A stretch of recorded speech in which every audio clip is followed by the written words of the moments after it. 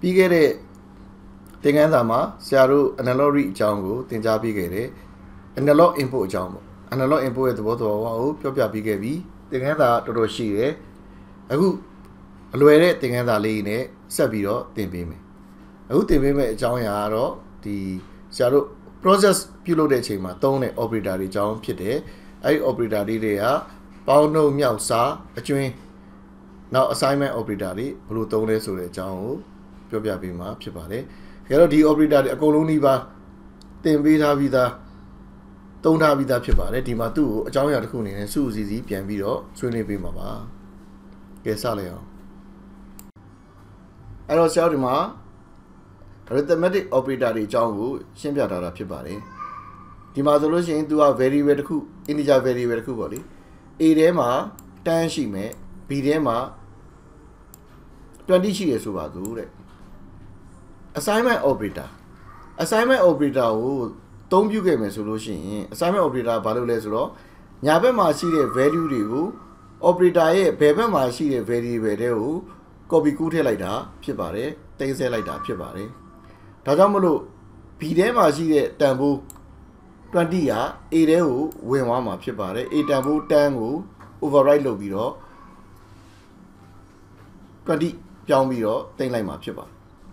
အပေါင်းကတော့ A နဲ့ B နဲ့ကိုပေါင်းပြီးမှာဖြစ်ပါတယ် A က10 B က20ဆိုတော့အဖြေဒီလောက်ထွက်လာတာဖြစ်ပါတယ်အနှုတ်ကြတော့ B ကပိုများတဲ့အတွက်ကြောင့်သူကအနှုတ်နဲ့အဖြေထွက်လာပါလိမ့်မယ်အဲကြောင့်မလို့ integer အပေါင်းကိုအနှုတ်ကိုသိမ့်ပေးနိုင်တဲ့sign ပါတဲ့ data type အမျိုးအစားဖြစ်ပါတယ်နောက်ပြောလို့ရှိရင်ဆရာတို့ဒီမှာအမြောက်တွေစလာပါပြီအမြောက်သင်္ကေတက star ဖြစ်ပါတယ် star ကိုသုံးလိုက်မယ်ဆိုရင်10နဲ့20နဲ့မြောက်တော့200ရမှာဖြစ်ပါတယ်ဒါလည်းအားလုံးသိပါတယ်အဲ့တော့ဒီမှာအစားဖြစ်ပါတယ်အစားမှာပြဿနာရှိတာကဆရာတို့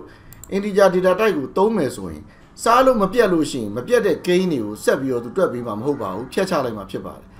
အလီဝင်လို့ရတော့ပဲဝင်ပေးမှာဖြစ်ပါတယ်ဥပမာ10ကို3နဲ့စားမယ်ဆိုရင်အဖြေ3ပဲရမှာဖြစ်ပါတယ်စားလက်တန်ဖိုးပဲပေးမှာဖြစ်ပါတယ်နောက်က point နဲ့ဆက်စားပေးမှာမဟုတ်ပါဘူးဒါကြောင့်မလို့အစားမှာဆရာတို့ integer နဲ့စားမယ်ဆိုလို့ရှိရင်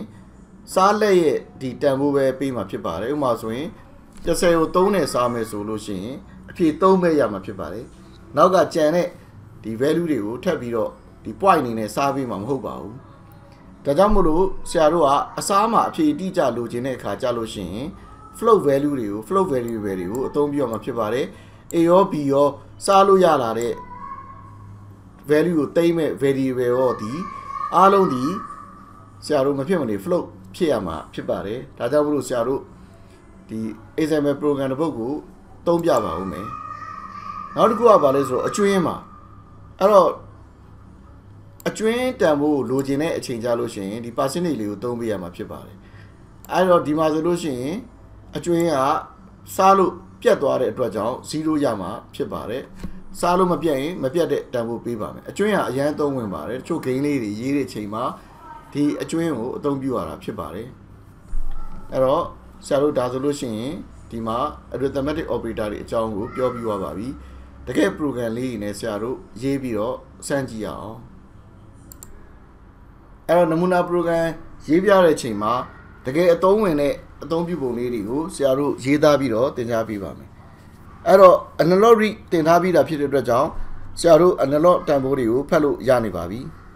ဆရာတို့အခုလောလောဆယ် analog read ကိုပြန်သုံးပြီးတော့ပင်နံပါတ် A0 မှာရှိတဲ့ analog တန်ဖိုးကိုဆရာတို့ဖတ်မှာဖြစ်တဲ့အတွက်ကြောင့် input ကြေညာပါမယ်ပင်မုတ်ကိုသုံးပါမယ် A0 မှာဆရာတို့ input အနေနဲ့သုံးပါမယ် input စာလုံးအကြီးတွေနဲ့ရွယ်အသုံးပြုမှာဖြစ်ပါတယ်အခုဆိုရင်ဆရာတို့ analog တန်ဖိုးကိုဖတ်လို့ရပါပြီဒါကြောင့်မလို့ဆရာတို့ကဒီမှာ input လို့ခေါ်တဲ့ integer variable တစ်လုံးကိုဆရာတို့ကြေညာလိုက်ပါမယ် analog read ကိုသုံးပြီးတော့ဖတ်ပါမယ်ပင်နံပါတ် A0 ကနေပြီးတော့ဖတ်မှာဖြစ်ပါတယ်အခုဆိုလို့ရှိရင်ဆရာတို့ analog read တန်ဖိုးတွေရနေပါပြီရနေတန်ဖိုးကိုလောဆယ် print ထုတ်ပါဦးမယ်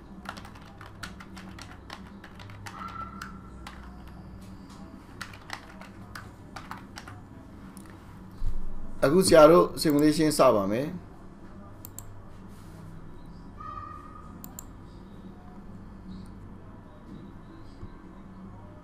အဲ့တော့ဒီမှာဆိုလို့ရှိရင်သူပြထားတာ 3.24 ဖြစ်ပါတယ်ရတဲ့ value က655ဖြစ်ပါတယ်အဲ့တော့ဆရာတို့ကဒီ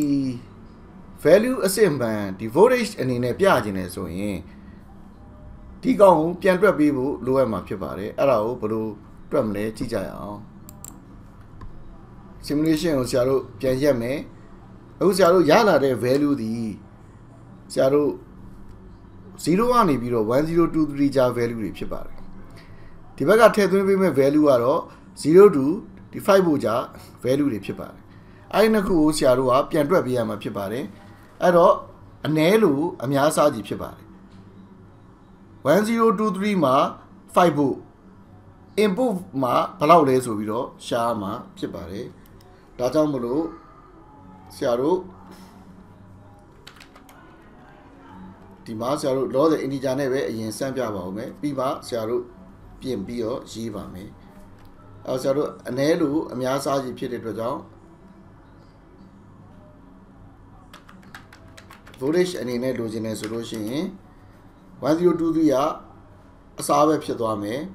အပေါ်ကအမြောက်ကဆရာတို့ 5 နဲ့မြောက်5နဲ့ input နဲ့မြောက်ပြီးတော့1023နဲ့စားပါမယ်အဲ့တော့ဆရာစဉ်းစားကြည့်တော့ရိုးလေးပါပဲ1023မှာ5ဖို့ input မှာဘယ်လောက်လဲဆိုပြီးတော့ရှာလိုက်တာဖြစ်ပါတယ်ဒါဆိုရင်သူနဲ့ဆိုင်တဲ့ဒီ voltage ထွက်လာပါလိမ့်မယ်အဲ့တော့တကယ် value အစစ်မှန် voltage ကိုထုတ်ပါမယ်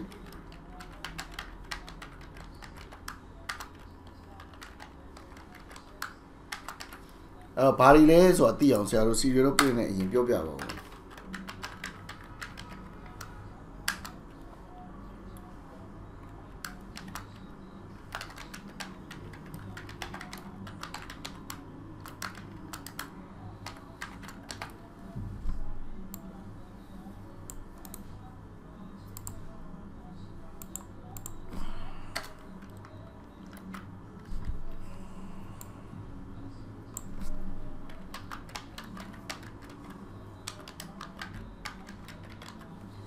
အဲ့တော့အခုဆရာတို့ဒီကောင်ကို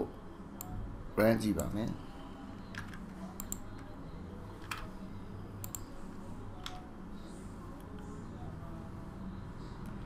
အဲ့တော့ဒီမှာလည်းပြန်ရှင်းပြလိုက်ပါဦးမယ်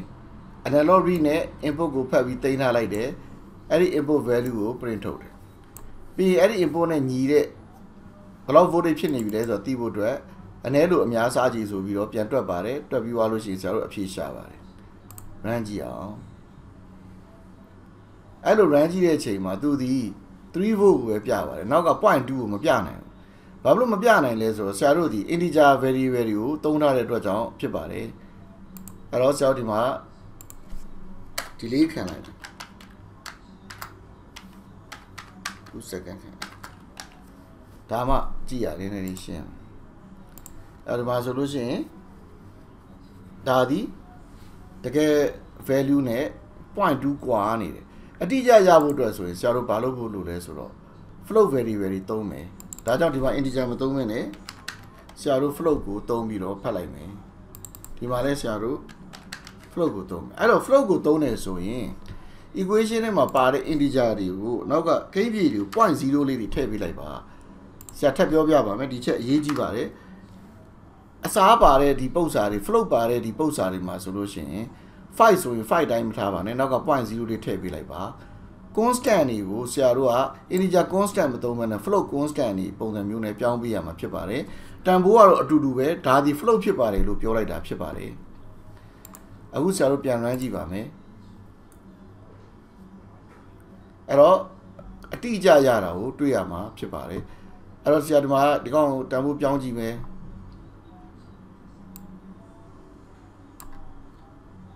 မှာ 4.5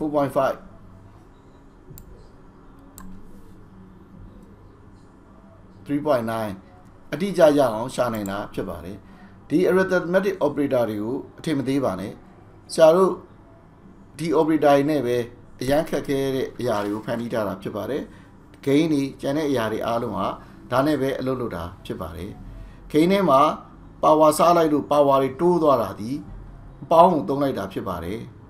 အသက်တွေတိုးလာတာအကောင်တိုးတွေရတာဒါတွေဒီအပေါင်းနဲ့ပဲရိုးရိုးလေးအထဲထဲမှာအလုပ်လုပ်သွားတာဖြစ်ပါတယ်ကြည်တံမှန်သွားလို့ကိုယ်အသက်ယော့သွားတာကိုယ်သွေးယော့သွားတာပါဝါယော့သွားတာတွေကအနှုတ်ဖြစ်ပါတယ်အဲ့တော့ဇားနဲ့တိုးသွားတာတွေဒီဥမာပို့စားလိုက်လို့အမှတ်ဒီ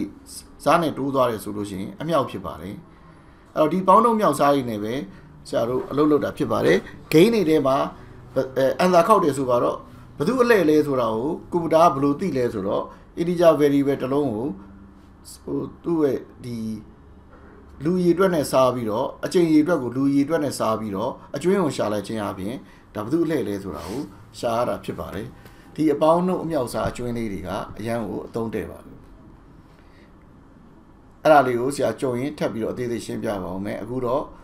ဒီသင်ခန်းစာလေးကိုဒီလောက်နဲ့ပဲအဆုံးသတ်လိုက်ပါမယ်အားလုံးကိုကျေးဇူးတင်ပါတယ်